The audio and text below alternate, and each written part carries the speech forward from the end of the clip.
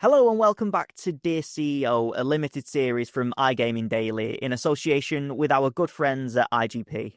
This is the series where you can ask one of the industry's foremost experts your burning questions to help you get ahead. I'm Charlie Horner from SBC and I'm joined as always by Jovana Popovic Canaki, CEO at IGP. Jovana, how are you doing today? It's been a couple of weeks since we last spoke, so how have things been? Things have been great. I became older. Not to talk only about business. From the last time we met, I celebrated my birthday last year with the digit 3 in the front. So yeah, all good. Fantastic. I hope you had a great birthday. Yes, I have. I actually celebrated it with my colleagues from IGP during the day and with my family in the evening. Oh, sounds lovely. Let's remind listeners about the show. Dear CEO is your opportunity to ask Jovana any questions related to the iGaming industry. We pick a topic for each episode, and you get the opportunity to ask your questions. And today, it's all about crypto. It's one of the most, eagerly anticipated technologies of this decade. It's something that is, growing in popularity across the world. And there are opportunities in iGaming. So, this is the focus for this episode. Jovana, crypto casinos is something that IGP is looking at. Could you just give us a bit of an overview of what it is that you're doing with crypto? Absolutely. But I'll start with when crypto came about, I was one of the first people who said, this will not survive. This will not happen. We won't see it. It's just a one year, maybe 2 years novelty. But here we are. What is it? 15, 16 years later, and it's part of our lives. So everyday life basically. And at IGP, we've invested quite some time. 2 years ago, we started, looking at the crypto, at the proper crypto solution, and we have it in place. It's a product or a solution, as you will, ready to be offered to the clients with a really nice lineup of the launches over the course of this year. Mm-hmm. I know that's great to hear. It's always nice to see new products and new features come into the market. So we'll make sure everyone's looking out for those throughout this year. And it is interesting that you mentioned, that crypto has been around for a while, and there have been a lot of detractors along the way, and changing the whole way that we do transactions and payments is over the last decade, it's been really interesting to see. But as you mentioned, it is becoming much more mainstream. And with that, we'll jump into the first listener question. And this first one is, with 10 years of experience in the gaming industry, I'm always looking ahead to future trends. Where do you see the intersection of crypto and iGaming heading in the next 3 to 5 years? And as the CEO of IGP, what steps is your platform taking to help operators prepare for this future? That's if I would have an exact prediction to this, I'd probably be a billionaire. It is a $1 billion question, but I like those. Let's explore.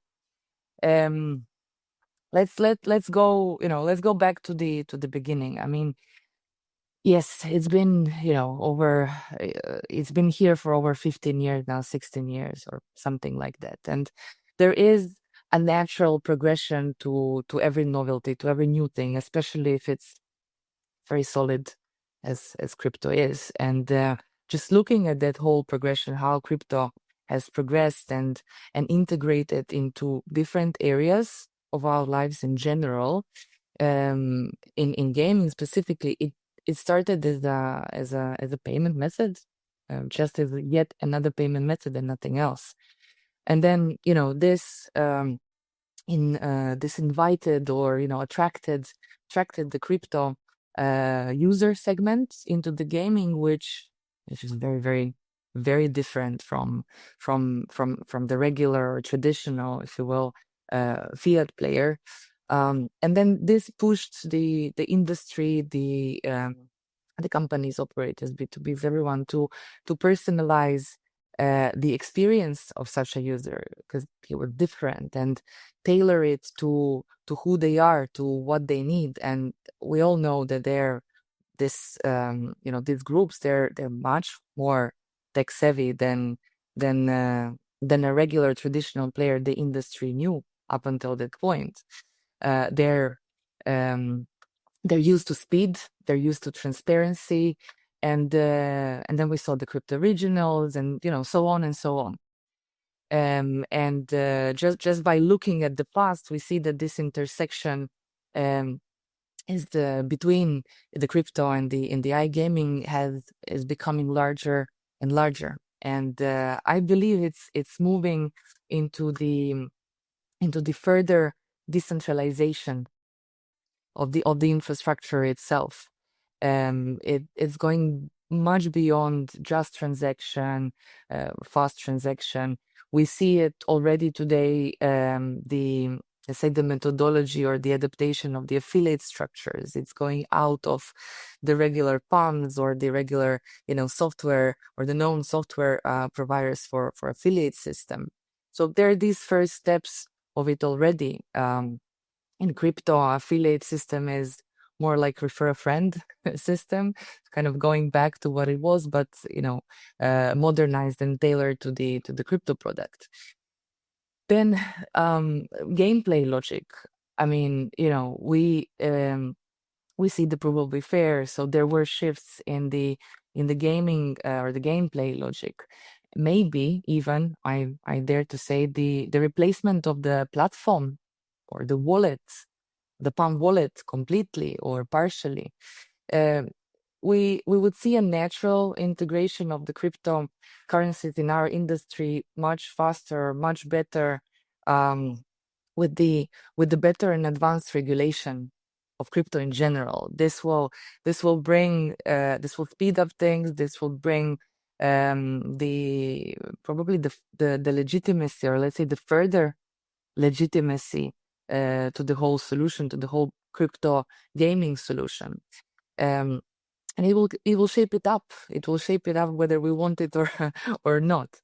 Now, when it comes to IGP, as anything else that we do, that we produce, all the rest of our products and solutions, our approach is always more or less the same. We like to build modular systems and solutions. So the whole thing needs to be in a modular way. Why? To enable the operators, to mix and match what they find fit for their operation. And I know I'm saying this every episode, but it is important to have that ability to adapt to your vision, your strategy, and to your segment, to your target player, target market, in line with the regulation and all the buzzwords we had last time: localization, personalization, and so on. And it's, what is it? Is it a hybrid solution that the operator is keen on having, where you have the fiat, the crypto, or is it a pure crypto multi-wallet solution with all these seamless crypto to fiat conversion layers? Then the flexibility in the registration forms, flexibility in affiliate structures, and so on. So what we do, or what we have been doing in IGP in terms of investment, we put it in the blockchain compatible systems that will essentially allow us to offer to the operator cheaper transactions, faster transactions, the whole KYC and AML flows that are tailored to the crypto player. And I don't know, maybe even the gameplay. But one thing is sure, we'll be ready. Absolutely. Yeah, no, of course we'll be ready for all those changes. And I think it's fascinating how you've chronicled that journey from crypto purely as a payment method to what it is now, which is, it's almost like a community of its own. Those crypto users, they are a bit of a community, and it's more like a lifestyle. And I think you might see crypto impacting sort of gameplay and things like that you mentioned. Are there any sort of what are the operator demands that you're seeing for your crypto solutions at the moment? You mentioned that it's modular at the moment.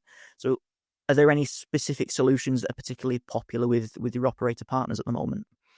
There are many and they're all different. I mean, apart from the, let's say, not basis, but essentials that you have to have as part of the proper crypto multi-wallet solution, what we see is the questions, or let's say education into how to bring all of those together, more than just do you have this, do you have that. So what we do with our clients, with our partners, is basically that conversation of understanding what they want to achieve with what we have in place, and then how to combine this into an ecosystem that will then bring that result. So it's not even an education, it's more a conversation and the collaboration of how what we have can be put together and then fit into their operation.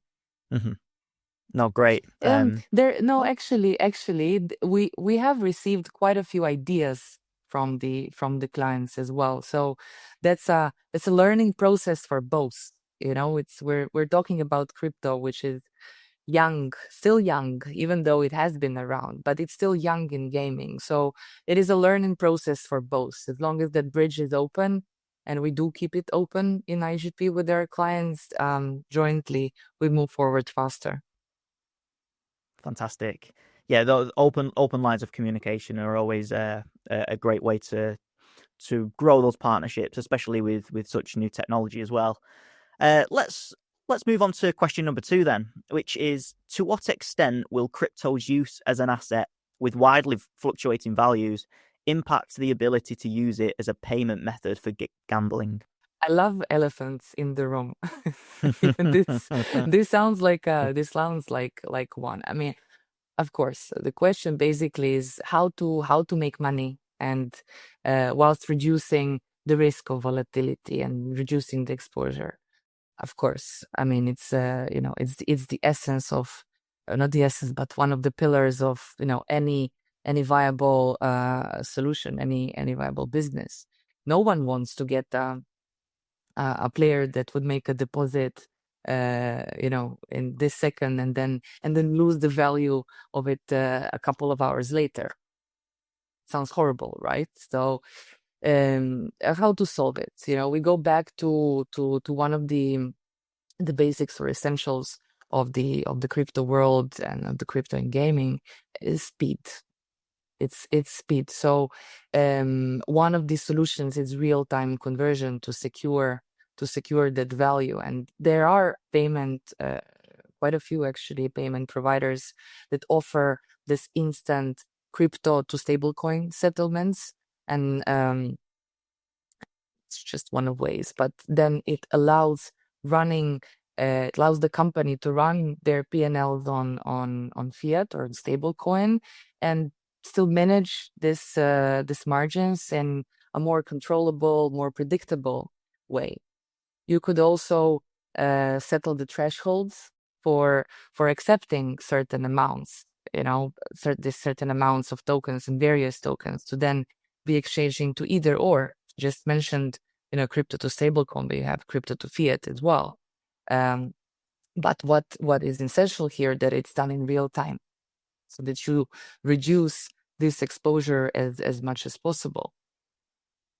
At the end, I think it's essentially about the risk appetite of the operator. There is no there's no formula to this that would fit them all. So an operator needs to kind of come up with their idea of what their risk appetite is, and what is the way or how they want to make the money. So it's about sitting down, defining this strategy. Then once you know what your risk appetite is and what you're comfortable with, then you need to set the clear treasury around it, all the processes and procedures. For example, putting putting in place these different buckets, if you will, of liabilities, and you can go with as many as you want. And these, buckets would then be based on the resilience or the volatility resilience of the token or the tokens. Essentially, you come up with the matrix, sort of, and then that's how you manage left, right, up, down. But it does need to be in real time. Some operators um, are seeing an opportunity in this volatility as well. They see the volatility in the tokens as an opportunity to make more money. And what I've seen out there is just give one example, the gamification during the deposit experience, where an operator basically offers the additional reward or just a reward on the crypto movements within certain time period, so it has to be limited. So it incentivizes the player to take on this reward, but also brings the kind of added value and the additional revenue to the operator. The technology that are out there, that IGP has in place, they allow for it. We can cater, the industry can cater for this, but it needs to start with the risk appetite of an operator itself, and very diligent, tight internal policies, tight internal procedures, because it's like with players. Some like high volatility, some like low volatility. So it's up to an operator to define that, and us as B2B suppliers to cater from the tech side for it. Yeah, of course. It's essential for any operator to assess how much risk they're willing to take on. But it's like any investment, I guess. And when you talk about the speed and doing those conversions in real time, I think that's essential, whether that's in fiat or crypto. And in that regard, that's just improving the player experience as well. Absolutely, but it's not just the transactions, it's also the whole experience. I mean, if you look at the traditional fiat, of course, the speed is important. No one wants to wait, for the deposit to go through or registration taking ages. But it's also the gaming experience itself. The crypto player comes from a crypto specialist or expert. They see their transactions on the blockchain go super fast, and not maybe but faster than we are used to in traditional gaming. And then this goes into the experience of playing the slots. I mean, just look at the crypto originals; they're much faster than the traditional slot or live casino or anything else. So this is what I meant by adaptability to the speed. Mm-hmm. Sure, absolutely. And let's move on to the final question then, Jovana, which is: crypto still has trust challenges in some quarters following major fallouts such as the collapse of FTX. But how can operators and games developers overcome those issues to launch a successful crypto product? Something about elephants in the room again, I believe. Yes. I mean, this elephant in the room came, 2 years ago or something? Yes, Mm-hmm. and unfortunate. Of course, it was a crash, but how to overcome it? So, how to bring back that trust into running a sustainable business, because it is about the trust. It is about the knowledge, or maybe better word would be education, and this takes time. I mean, the FTX collapsed, as I said, 2 years ago, 2.5 years ago, maybe. In the world we live in, it was a long time ago.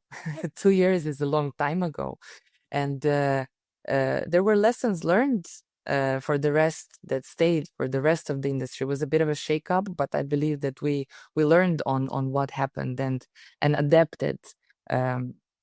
2 years is more than enough. to implement the lessons learned.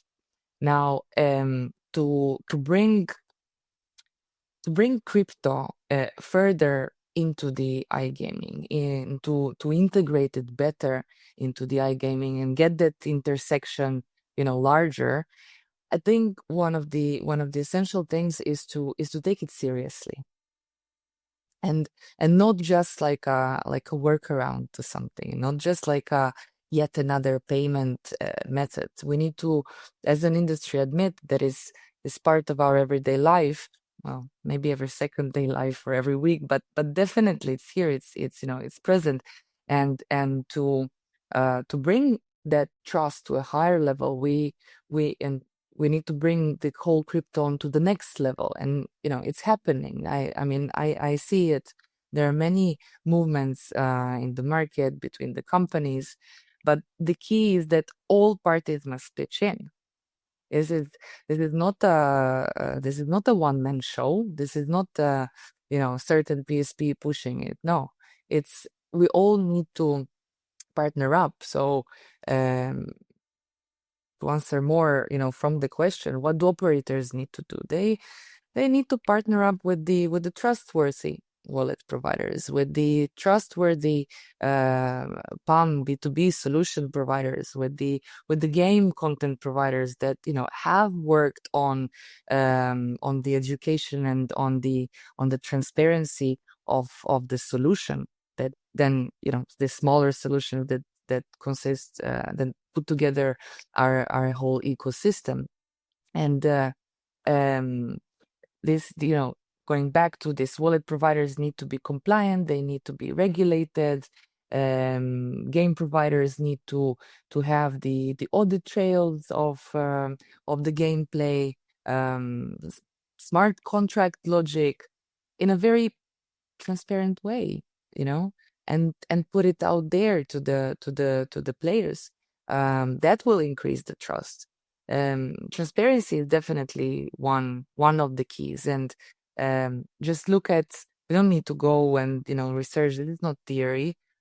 Just look at the provably fair feature. It is transparent, and this was a huge step that the industry did towards the credibility of the crypto solution itself. Where did it start? It started with being transparent. So thinking about it, thinking about the crypto solution in itself, I think more. I go back to the games, and the games had this very similar past years ago, ages ago, with the random number generator certifications, the RNG certifications, that brought that trust to the player, that brought the credibility to the brand, to the casino. Maybe we need something similar for the crypto. I don't know, some sort of certification, some sort of seal of trust. I don't know, something of that sort. But to make that happen, I want to emphasize again, we need to work together. All of the parts of this puzzle need to come together. So I look at it more as a collab, as a collaboration between the parties, not a competition, because this is new. So we need to come together to bring it onto that, to build the new crypto product, and to bring it into the future, but a reputable future. And in IGP, we're definitely making steps forward, that partnering with all these different pieces of the puzzle and understanding how we can jointly bring it forward. Fantastic. And yeah, I think it's really interesting that you talk about the transparency and the trust angle, because you just have to look over the last 5 or 10 years, and whether people like it or not, crypto is becoming ever more popular. People are using it more and more. So the responsible thing to do is to be open and transparent and build that trust. And I think it's really important that there's lots of collaboration and communication throughout that process. Can't agree more. Thank you for summarizing it. Excellent. Well, Jovana, thanks again. Thanks ever so much for taking the time and sharing your expertise with myself and the audience. And thanks to the audience for listening. Keep an eye out on the iGaming Daily LinkedIn page, because we will be asking for more of your questions in the near future. And keep tuning in to iGaming Daily, and we'll see you next time on Dear CEO. Thank you.